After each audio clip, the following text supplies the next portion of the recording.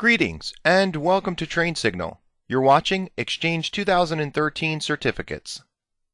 Certificates are essential to an Exchange deployment, and Exchange uses self-signed certificates by default. Ultimately, this allows clients to connect in, like your Outlook clients or Outlook web app clients, ActiveSync clients. They connect in, and the server validates that it is the right server. But with a self-signed certificate, there really is no validation that the server is telling the truth. So self-signed certificates, they do work, but they aren't appropriate for a production deployment. And the reason for that is because when you do connect up with an Outlook client or Outlook web app and so forth, you do get some kind of an error, some kind of a warning, and in a browser with Outlook web app, you'll even see a red banner for the address bar as a way of warning you that there's something wrong with the certificate. Now, there's really nothing wrong with the certificate, it's just that it's a self-signed certificate, so there's no third-party validation that the certificate is correct and that the server really is valid. So we need to obtain and install better certs on the Exchange server for a production deployment. That's key if you're going to move your Exchange server from a lab environment to a production environment. Digital certificates accomplish two important purposes. The first is they authenticate to the client that the server with the certificate is trustworthy. And second, they ensure that the data exchange is protected. Now, really, the underlying secure socket layer or SSL mechanisms do this, but the cert helps authenticate the process. So it is essential that we use digital certificates when we're going with a production environment. There are different types of certificates, including the self-signed certificate that is signed by the application itself, and we'll see that in a moment when we actually look at the certificates on our existing Exchange server. Then there's a public key infrastructure that can be set up. This requires setting up certificate servers, and we can do that within our Exchange environment. We can set up Microsoft certificate servers, but really the best option is the trusted third-party certificate, partially because they're provided by a certification authority, a CA, and they're automatically trusted by clients, so the deployment is simplified. And as far as the cost, it's really minimal. To get a certificate like the one that we're going to install on our server, it costs about $80. So depending on your certification authority, the price might vary, but you're not looking at spending thousands on a trusted third-party certificate. Now you'll note when you go to work with the certification wizard in order to start working out the certificate request that we can choose to use a wildcard certificate which can represent multiple domain names. For example, we can use *.spytechprime.com. However, this provides a less secure method because the wildcard can be used for any subdomain. So from a security perspective, this is really not the best solution, a wildcard certificate. It's the easiest because it's a very simple certificate to obtain, but it's really not the most secure method. The subject alternative name or SAN certificate, or they also call them Unified Communication Certificates, UCC, these certificates are considered better in this regard with regard to security because you specifically list out each of the trusted domain names. And so really when setting up a production Exchange server, security should be a concern, and so you might want to consider going with a SAN certificate or UCC certificate as opposed to a wildcard certificate. When you do go with a SAN certificate or UCC certificate, it's considered best practice to use as few host names as possible. And so that eliminates the excessive amount of work that you have to do on your end to make sure that you have DNS configured for all of these different names and to ensure that the certificate can handle all of the different names. The more names you go with, the greater the cost as well. So typically you can pick up a 5-name certificate and you can go with that for your SAN or UCC certificate, and you try to keep your host names down. So looking at this from a scenario perspective, we are going to jump over to our Exchange server and take a look at the self-signed certificates that we currently have for SpyTech Prime. But in wanting to move SpyTech Prime from a lab environment into a production environment, we've already made the move to allow the server to send and receive email from the server to the internet, and we've already configured it to work with a smart host for the sending of email. We did this in a previous lesson.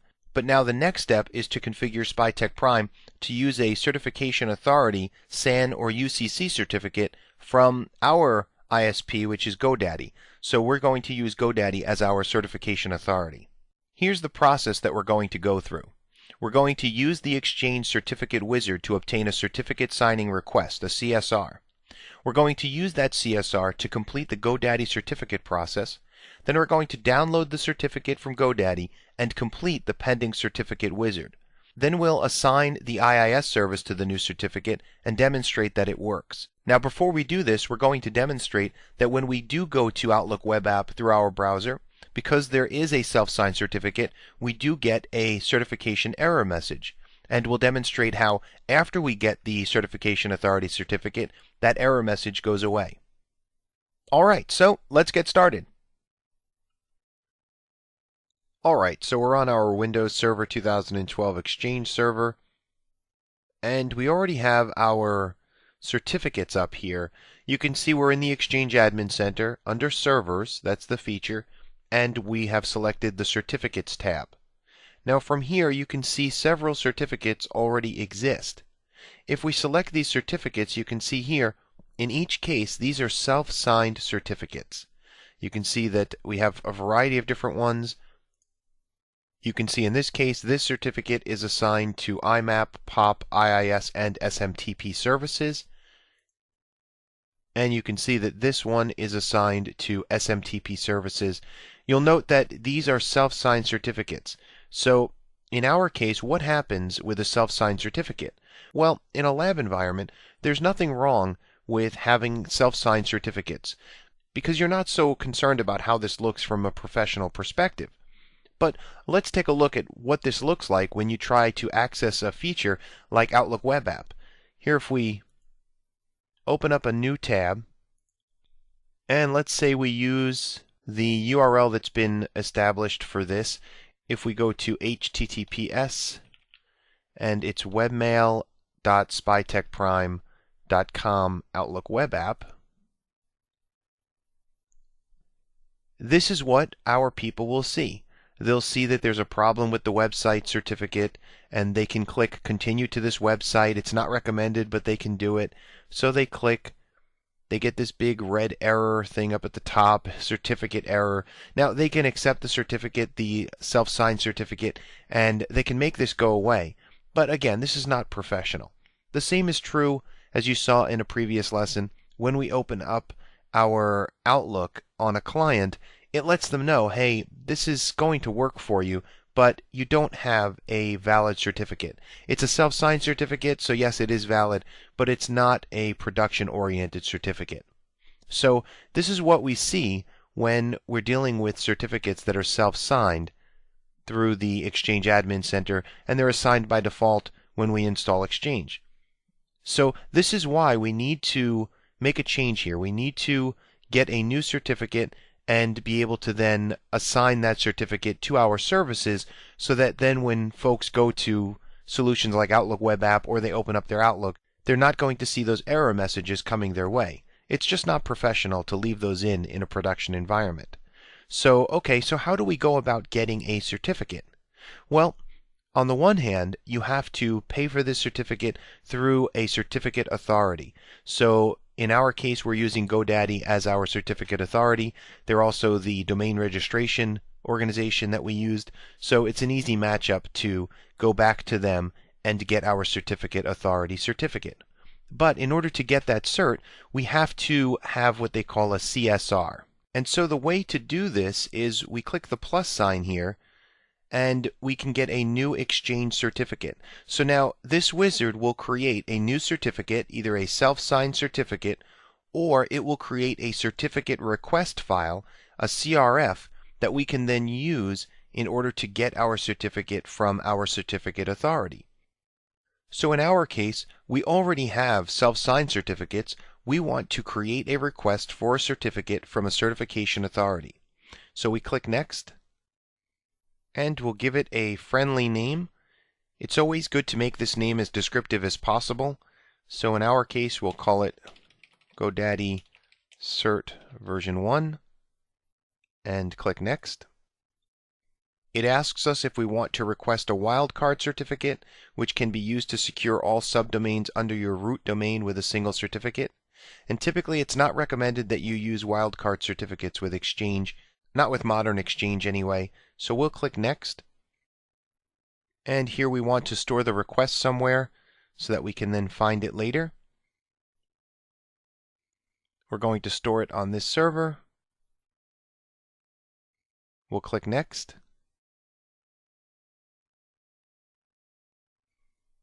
And now here it asks us to specify the domains that we want to have included in our certificate. So if we look through, you can see the variety of different Exchange information here. And here we can see it says specify the domains you want to be included in your certificate. So in our case, there are some that are not specified. Here we have Outlook web app when accessed from the internet. If we open this, we might have this be oamail.spytechprime.com and say OK. Here, OA when accessed from the intranet, we can actually change this because even though this is currently what it uses, we might want to use our webmail and say OK. It's a lot easier for folks to remember webmail than for them to remember POS EX2K1013. So we have these options here. So we have the Outlook address book when accessed from the internet, the Outlook address book when accessed from the intranet. So you can go through and configure all of these different options as far as how to specify it. You see here Exchange Web Services, Exchange ActiveSync, Auto Discover. After that, you click Next. Alright, and so from here you can see, based upon our selections, the following domains will be included in our certificate. But it's too many, perhaps, or perhaps we don't want to be concerned with the actual server names in our certificates, so we can remove these, and then we're looking at just the names that we're going to be focused on. And you can go back. Remember, you can go back and make changes to your certificates. You can add additional names to your SAN or UCC certificates in order to make sure you have all of the domain names that you need in your Exchange environment. So in our case, we're just going to focus on the intranet and internet Outlook web app mail, and we have our primary domain name here. One thing to note is that you can see this one's bolded. That's because it is, as you can see here, the common name for this domain. You want to select your primary domain name, the root there for the domain, and change that to the common name. And so now you can see that one's bolded. And then we click Next. It asks us for the organization name, the department name, the country or region name, the city, and state. And we're going to use our US credentials for this, even though the company is based fictitiously in the islands in the Caribbean. We're going to use the United States as our base for this certificate. We click Next. We have to save the certificate to a file, and so in this case,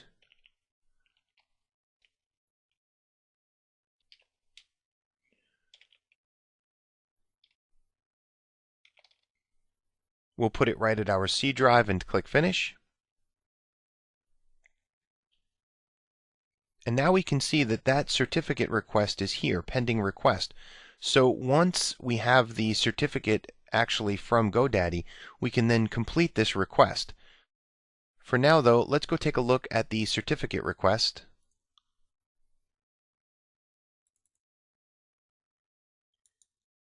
If we open it with Notepad, here's the certificate request information. Yes, it's supposed to look like that. That might freak you out the first time, but this is what it's supposed to look like, and this is what we're going to paste in to our GoDaddy site in order to get that certificate. So let's open up a new window here.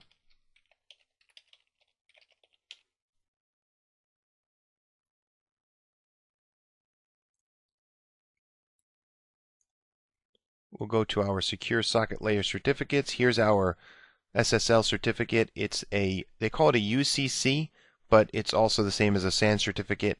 And so here, if we click Launch, and then we'll click Request Certificate, Okay, and so here's where we can put in our certificate signing request. What we basically do is we select all of this, select everything, even right to the end new certificate request, right click, click copy, come back over here, paste it in. We'll leave the default third-party or dedicated server. That's where the certificate is going to be hosted. We don't have to add any additional information. The certificate issuing organization is GoDaddy. We click Next. Alright, and so here we can see our domain name. We can see all of the information is correct. Third-party hosting, GoDaddy is the certificate issuing organization. Here are our subject alternative names. Now, if we did not choose SpyTech Prime to be the common name, you'll note that if you're doing this in your environments, production or lab, and let's say one of these other names is here for the domain name and SpyTech Prime is down here, well, that's because you did not choose it as the common name that we did earlier in the wizard when you set up the certificate request. So that's just a little glitch. You can always just redo it and get the domain name as the root domain for your organization. So, okay, we're good to go. We click Next. It says you're through. Your certificate will be issued shortly. So we click Finished.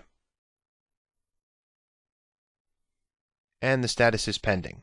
So we'll take a little break and we'll come back and we will check to see when the status is no longer pending and when we can download the certificate, and then we can import that certificate into our Exchange server.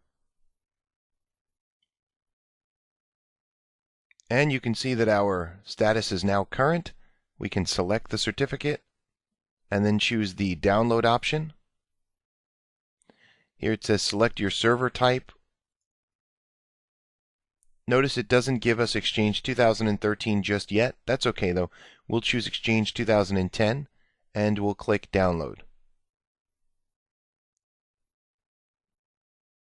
Let's open up the zip file. Here we can view downloads.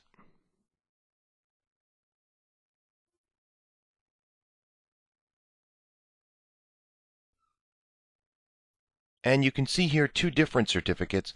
This is the one that we need to import into our Exchange server. This certificate is also important. It's an intermediate certificate. It's a way of providing proof that GoDaddy is our go-between for our certificate authority. So we're not going to focus on this just yet. We'll just focus on getting our Exchange site up and running. We'll take both of these and we'll copy them out of their zip file.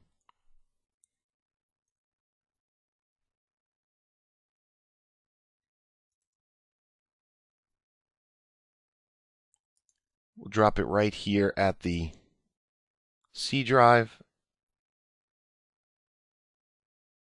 That'll just make it easier when we finish the Exchange certificate portion when we jump back over to the Exchange server. So at this point, we're good to go. Let's jump back over to our Exchange Admin Center.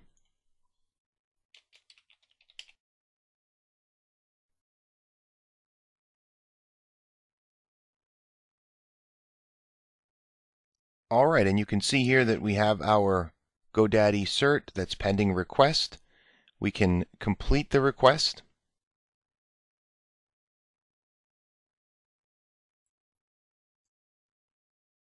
To do that, we have to point off to the certificate. So you'll recall we put it right here. There it is. So we'll put in the UNC path.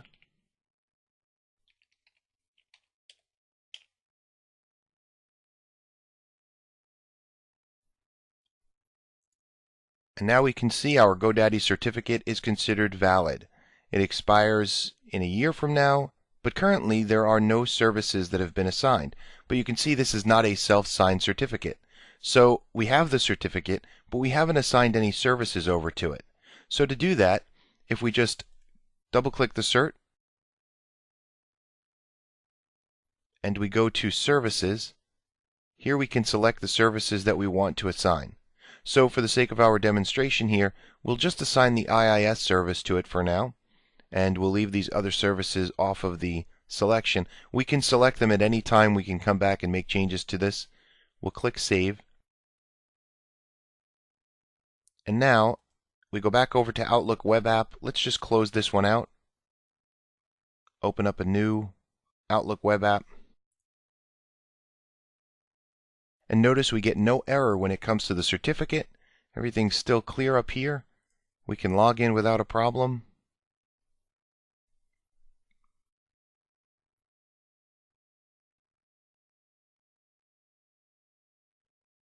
And as you can see, we're good to go. We no longer have any certificate issues. We have no more red boxes up in here, no certificate errors. So everything is working just fine. If we go back to certificates, we could obviously take this certificate and now apply it to SMTP services, or really any of the other services that we see being handled by our self-signed certificates. We can now move them over to the valid certificate. So let's just jump in there and do that.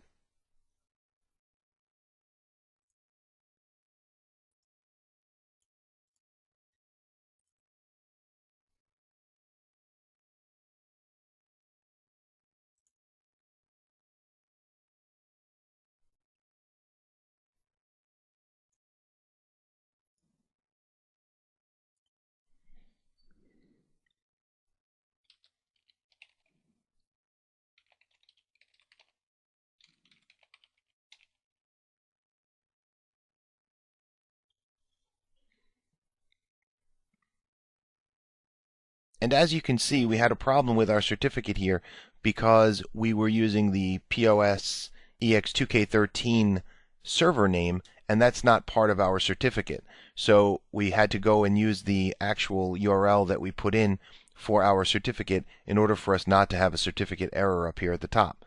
So that's fine. That's actually better for us instead of using the server name. Granted, internally it's easier, and when you're working on the server it's easier, but it's good to get used to using the URLs, because that's one of the values of using the Exchange Admin Center, is that you don't have to install the tools on each system. You can use the URL to access the admin tools from anywhere. So we're looking at a valid certificate. The only other thing that is worth mentioning is that if you have multiple Exchange servers, you have to perform this process for multiple servers. And so there's a couple of ways you can do this. You can repeat the process and bring the certificate over if you're going to install the certificate on multiple systems. You'll note, though, if we click the three dots here, we can export the Exchange certificate and then import the Exchange certificate on another server. So that's not something we're going to need to do in our situation. We only have the one Exchange server, but it's good to know that this is possible, that you can export and import Exchange certificates. So you can see it's not that it's a nightmare to accomplish this. There are a lot of steps, and it involves working with your ISP, your certification authority, in order to provide the proper certificates and make this all work. But in the end, it's really just that there are a lot of steps involved. And with many steps, there's obviously a lot of room for error. So hopefully by seeing this and seeing how it's supposed to work smoothly, it gives you a little bit more confidence so that when you have to do it in your production environment, you don't have that fear of the unknown because you've just seen it done. So we hope you found this informative. Thanks for watching, and I'll see you in the next lesson.